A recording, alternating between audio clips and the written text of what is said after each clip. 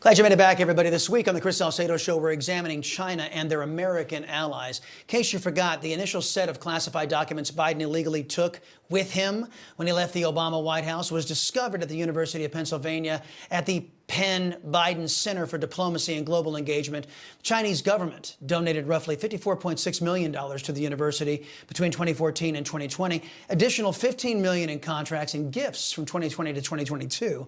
This raises concerns about the university, the Bidens, and their extensive financial ties to America's enemy, Communist China. For more on this, let's bring in our panel, retired U.S. Air Force Colonel Rob Maness and retired Air Force Brigadier General Combat C-17 Commander, U.S. Deputy Military Rep for NATO, and Newsmax contributor Blaine Holt. Gentlemen, thank you for the service. Welcome. Colonel, begin with you. Many are asking questions about how much damage the leak of classified information caused and whether China benefited from this. We know a damage assessment was never done when Hillary Clinton's illegal server was hacked by at least 5 foreign nations. Should Biden escape a damage assessment? And if he does, what does it say about our so-called intelligence community? Well, he absolutely should not escape a damage assessment. You know, Chris, this is just another huge indicator that the Chinese Communist Party has infiltrated all of our institutions, from our government, political, academic, all the way down to the level of buying our farmland.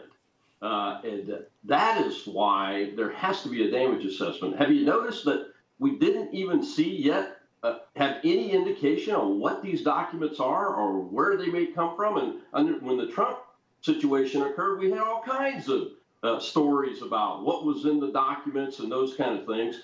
And by the way, Biden's lawyers are being allowed to handle this. It's just another big indicator. The Chinese Communist Party and the Biden family are in bed together. The academic institutions across this country have been infiltrated. If you take a look around and look for something called the Confucius Institute on our academic campuses or nearby them, you will see that. This is just the tip of the iceberg. And if Americans are mad about this, their heads are going to explode when they find out the truth.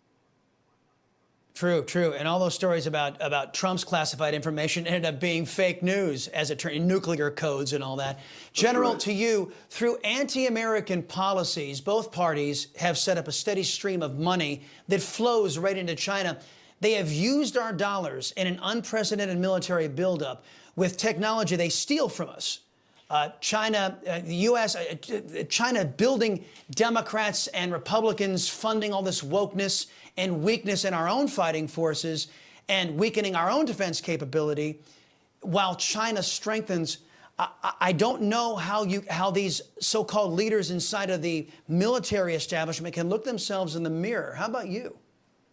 Yeah, it's ridiculous. You know, I agree with everything Rob said. But let's get to the top level here. We're at war with China. We've been at war with China for a real long time. Their preference for warfare, Chris, is not throwing missiles and bombs at things. Their preference for warfare is what they've been doing to us. Get into our systems, undermine us, support corruption everywhere where it may exist, and start to co-opt and break down our systems of oversight, our systems where we hold those to account who might have colluded with China. This is their plan, and it's going quite well for them so far. The only saving grace is that China is absolutely vaporizing its own economy. Xi fancies himself the new Mao Zedong. He doesn't know anything about economics, and their COVID disaster is absolutely killing thousands, maybe more per day. Well, communism will always collapse under its own weight.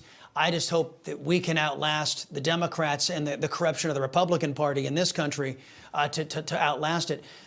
General, I'm going to keep it with you for this next question. At the World Economic Forum today, a Saudi finance minister claims Saudi Arabia can help, quote, bridge the gap between the United States and China. Watch. Do you see Saudi Arabia as a conduit in terms of speaking to China, speaking to Russia? Because those are difficult conversations for the West. I would say absolutely yes. We have a very strategic relationship with the U.S. and we have a strategic relationship with China, and we think we can bridge the gap. Okay, what gap? There is no gap. I don't want to bridge the gap, General. I want to widen it. America needs to decouple from China, do we not? We do. Saudi Arabia is in an interesting position because they see the two agendas in play. We're a nation that has walked away from our energy independence and in great need right now, a need that Saudi Arabia turned their backs on us on over the summer. And at the same time, you've got these BRIC countries, China leading the gang, that wants to get rid of the petrodollar, get rid of that as the standard form of transaction in the world, and replace it with a consortium of the yuan, the ruble, and others. So the idea that Saudi Arabia can be a fair and balanced broker in anything that goes on between us is kind of farcical in my view. But I do appreciate the man's optimism about diplomatic possibilities with the three countries later on down the line. Yeah. Optimism. Colonel, last question to you. While China's military is growing stronger, the U.S. military arguably is growing weaker. Communist Chinese train their soldiers to kill civilians without remorse. That's the nature of the enemy that we're dealing with. Meanwhile, the woke Pentagon brass like General White Rage Milley and Lloyd Austin, they're focused on pronouns and equity. How much damage has the political military class done to our combat readiness in your view? Well, the Chinese Communist Party has made the Department of Defense in the U.S. part of their capture exercise also, in addition to all the other institutions. You know, Milley was famously remarked that he would call his counterpart if President Trump was ever going to attack the Chinese mainland. So the real answer is grave damage, seriously grave damage to the United States, because the only thing that matters now, since we have weakened ourselves by focusing quite a bit too much on the Ukraine situation with Russia, is that we have the strength to deter China from its aggression against places like Taiwan and Japan and South Korea. And that is going to be a problem in the near future if we continue to weaken ourselves. And our leadership in the military, in the senior leadership levels, is the most important factor in that. And we are very weak there right now. Colonel Rob Maness and Brigadier General Holt, thank you very much. Appreciate your time, guys, and your service. Hey guys, it's Rob Carson.